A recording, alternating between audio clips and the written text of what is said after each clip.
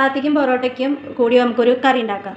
ആദ്യം കുക്കർ അടുപ്പത്ത് വെച്ച് കുക്കർ ചൂടായതും 2 സ്പൂണ് ഓയിൽ, 2 കഷ്ണം പട്ട, ഒരു 4 ഗ്രാമ്പു, 2 ഏലക്ക എണ്ണയിലേക്കിടുക. 1 ടീസ്പൂൺ പെരിഞ്ജീരകം എണ്ണയിലിടുക. അത് മൂത്ത് വരുമ്പോൾ നമുക്ക് സബോള ഇടാം.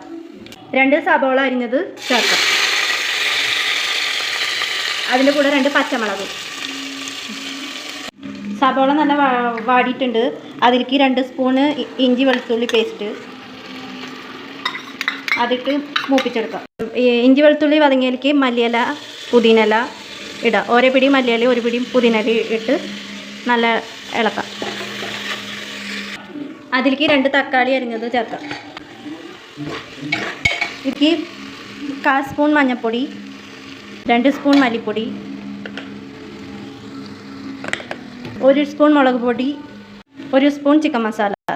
ഇതിലേക്ക് നമുക്ക് തേങ്ങ അരച്ചത് ചേർക്കാം. തേങ്ങയിലേക്ക് പെരിഞ്ജീരകവും കസകസയും കൂടി അരച്ചതാണ് ആ പേസ്റ്റ് ചേർക്കാം. ആവശ്യത്തിന് ഉപ്പ്, നമ്മൾക്ക് ആവശ്യത്തിന് ചാറിനനുസരിച്ച് വെള്ളം ഒഴിക്കാം. കുക്കർ മൂടി വെച്ച് 3 വിസിൽ വരുന്ന വരയ്ക്കും വേവിക്കാം. റെഡിയായോ നോക്കാം. നമുക്ക് കറി ടേസ്റ്റ് ചെയ്യാം. കറി സൂപ്പറായിട്ടുണ്ട്.